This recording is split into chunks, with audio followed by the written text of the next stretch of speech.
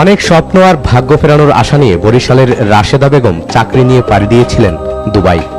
ভাগ্য তার কতটুকু ফিরেছে তা নিয়ে প্রশ্ন থাকলেও বুক ভরা আনন্দ নিয়ে গত 16 জানুয়ারি দেশে ফিরেছিলেন রাশেদা। কিন্তু দেশের মাটিতে পা দিয়েই তার সব আনন্দ মাটি হয়ে যায়। সাথে আনা দুটো লাগেজের মধ্যে একটি লাগেজ গায়েব হয়ে যায় বিমানবন্দরে। লাগেজ না পেয়ে কান্নায় ভেঙে পড়েন রাশেদা। লাগেজের সন্ধান পেতে বিমানবন্দরে বিভিন্ন কর্তা ব্যক্তির কাছে ধর্ণা দেন অল্প শিক্ষিত সহজ সরল এই গৃহবধূ। কিন্তু লাগেজের আর দেখা পায়নি রাশেদা। এরপর আরো কয়েকদিন বিমানবন্দরে আসলেও হদিস মেলেনি লাগেজের। 2 বছর দুবাই ছিলাম, 2 বছর 2 মাস পর আমি এসেছি। পরে আমি 2টা লাখি 15 তারিখে ওখানে মেলা করছি, 16 তারিখে এই পুষছি। পরে আমি 2টা লাখি পেয়েছি, একটা আমি পাইতেছি না। পরে আমি হের কাছে গেলাম, হেরা কাছে 8তলা পুলিশের কাছে জানেন। আমি 5টা পর্যন্ত বসে রয়েছি, পুলিশের অফিস বন্ধ। তারপর আমি চলে গেলাম, হেরা আমার কোনো ঠিকানা দেয় নাই। পরে আমি খুঁজলাম, খুঁজছি আমি পাইতেছি না। আবার আজকে কয় তারিখ, আজকে আবার আসলাম, আজকে খুঁজলাম, পাইলাম না। কি বললো আপনি তো কিছুই বলেন, ওরা কয় আপনার লাখিস আপনি খুঁজে নেন। তো আমার লাখিসের মতো আমি একটাও লাখিস পাইতেছি না, তো আমি কার লাখিস ধরবো? লাখিসের মতো তো লাখিস কতই আছে। তো হেরা যদি আমার হ্যান্ডটেকটা নিয়ে হেরা মিলাইয়া দেখে যে না, আমি তো এত দূর পড়াশোনা আমি জানি না, তো হেরা কেউ কিছু বলে না।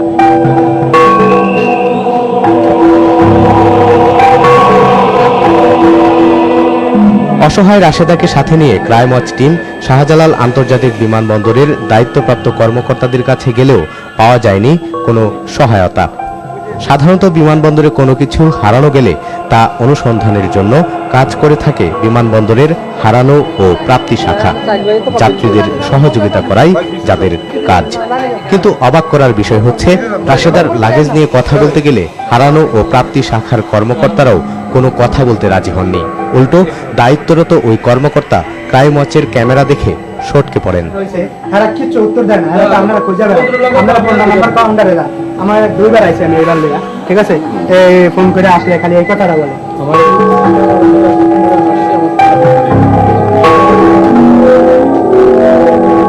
এত গেল দুবাই ফেরত বরিশালের এক গৃহবধূ রাশেদার কথা। হারানো ও প্রাপ্তি শাখার সামনের এই দীর্ঘ লাইন বলে দিচ্ছে এমন ঘটনা ঘটছে হরহামেশাই। আর ফলাফলও রাশেদার মতোই, মিলছে না লাগেজ।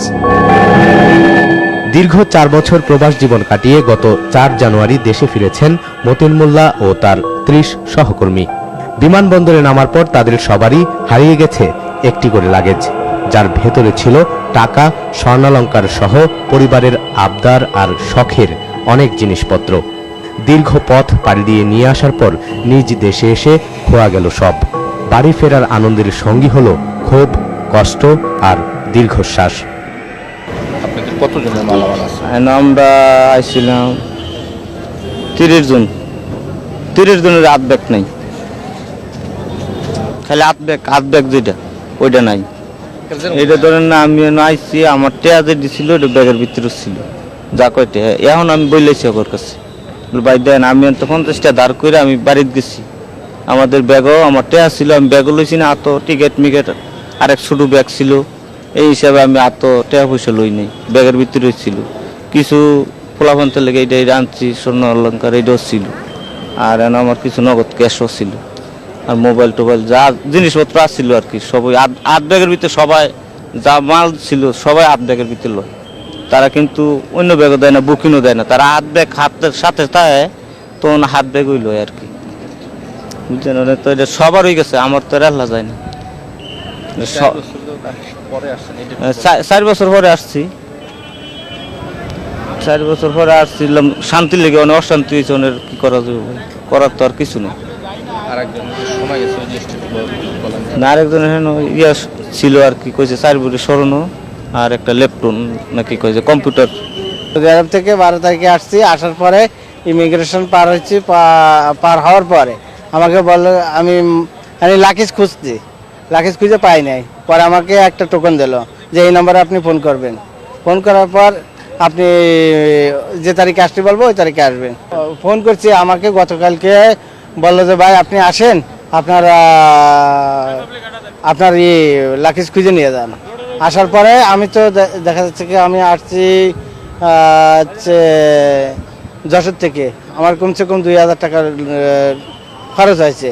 তারপরে আছে আমি 45 দিনের ছুটিতে আসছি, এই জায়গায় আমার 7-8 দিন এই জায়গায় আসা যাওয়া খরচ মানে সময় ব্যয় হচ্ছে, বুঝেছেন, এই অবস্থার ভিতরে আছে। ছেলের হারিয়ে যাওয়া লাগেজের খোঁজে শাহজালাল বিমানবন্দরে এসেছেন মা শিরিন আক্তার। ছেলে 4 জানুয়ারি দেশে ফিরে লাগেজ খুইয়েছেন বিমানবন্দরে, কিন্তু শরীয়তপুর থেকে ঢাকায় এসে মা শিরিন আক্তার সহায়তা পাচ্ছেন না কারণ। গত কয়েকদিন বিমানবন্দরে ওর কাছে ধর্ণা দিয়ে বিরক্ত শিরিন আক্তার, জানালেন তার ক্ষোভের কথা। আমার ছেলে এয়ারপোর্টে এসে খুঁজছে, তো ওরা বলছে যে এয়ারপোর্টে এসে খুঁজেন, আমরা তো বলতে পারি না, তা আপনারটা আপনি খুঁজে নেন। পরে এক লোকের কাছে জিজ্ঞেস করছে, করার পরে বলছে যে আপনার মাল এখনো আসেনি। উনি বলতেছে যে আমি মোবাইল করব, যদি বলে যে আমার লাখি আসছে তাহলে আমি আসবো, আর যদি বলে যে না লাখিস আসে নাই তাহলে তো আমার সবকিছু শেষ। যে অনেকেরই লাখিস পায় না, এটা বাংলাদেশ সরকারের কর্মকর্তার, এদেরকে আমাদের উপর তার কিছু মানে সিদ্ধান্ত নেওয়া উচিত। দীর্ঘদিন পর পরিবার পরিজন নিয়ে দেশে এসেছিলেন দেলোয়ার হোসেন। দেশে ফেরার আনন্দ ছিল পরিবারের সবার মধ্যে, কিন্তু মুহূর্তেই সেই আনন্দ মাটি হয়ে গেল। ছেলে মেয়ে সহ পরিবারের সদস্যদের 7টি লাগেজ বিমানবন্দর থেকে খোয়া যায়। এই লাগেজের মধ্যে ছিল তার পরিবার পরিজনের দীর্ঘ প্রবাস জীবনের অনেক গুরুত্বপূর্ণ মালামাল, যার সবই গেছে দেশের মাটিতে পা রেখেই। ফলে আনন্দের পরিবর্তে দেশে এসে এখন মানিকগঞ্জ থেকে বিমানবন্দর আসা যাওয়া করেই সময় কাটছে তার। টেলিফোন করি, রিসিভ করে না, রিসিভ করে বলে অমুক তারিখ আসেন, এরভাবে ঘুরাইতেছে আর কি। আমার 8টা মালে 1টা মাল পাওয়া গেছে, আর 7টা মালই পাওয়া যায় নাই। মালামাল তো ম্যাক্সিমাম 8টা ব্যাগেছে, ম্যাক্সিমাম 2.5 থেকে 3 লাখ টাকার মাল আছে, 2.5 থেকে 3 লাখ টাকার মাল আছে।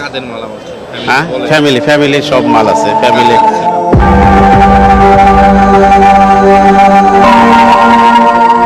আর দেলোয়ারের চাইতে আরো বড় বিপদে দুবাই ফেরত আমিনুল, কারণ আত্মীয় স্বজন এবং কয়েকজন বন্ধু বান্ধবের লাগেজ ছিল নিজের লাগেজের সাথে, যার সবই হারিয়েছে বিমানবন্দরে। আমিনুলের কাছে বিষয়টি যেমন অবিশ্বাস্য, তেমনি আত্মীয় স্বজনের কাছেও। ফলে তাকে সইতে হচ্ছে অপবাদ। আমরা বন্ধু বান্ধব যে মাল আনছে, এরা তো আমাকে গিয়া জোর জুলুমি করতেছে বাড়িতে, তুমি এবারে এমন করো কে, আমাকে মাল কি দিবা না, মানে নানান কথা কয় বাড়িতে গিয়া। তো আমি বলছি যে দেখেন আপনাকে এয়ারপোর্টের নাম্বার দিয়ে এয়ারপোর্টে কথা কন, ঠিক আছে, এরা ফোন উড়ায় না, এগুলোকে আপনারা গিয়া জোর জুলুমি করেন যদি পারেন। এরা কয় না আমরা চিনি তোমাকে, তুমি মাল দিবা আমাকে।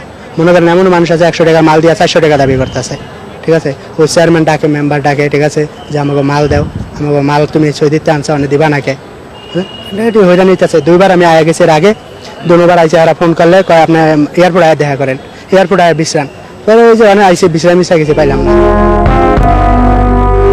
বিভিন্ন সংস্থার পরিসংখ্যান বলছে শাহজালাল আন্তর্জাতিক বিমানবন্দর থেকে প্রতি মাসে খোয়া যায় প্রায় 500 লাগেজ, যার মধ্যে কিছু লাগেজ পাওয়া গেলেও হদিস পাওয়া যায় না অধিকাংশ লাগেজেরই। আর যাত্রী সেবার জন্য যারা দায়িত্বে আছেন তাদের কর্মকাণ্ডও প্রশ্নবিদ্ধ।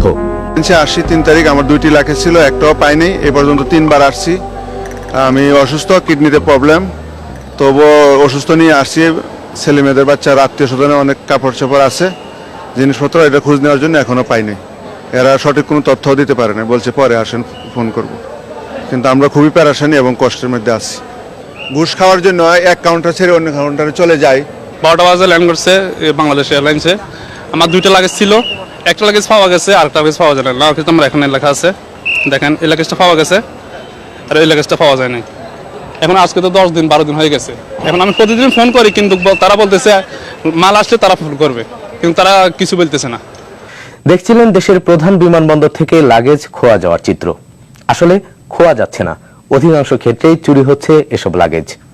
অনুষ্ঠানের শুরুতে বলেছিলাম এই লাগেজ চুরির পেছনে সক্রিয় রয়েছে একটি শক্তিশালী চক্র।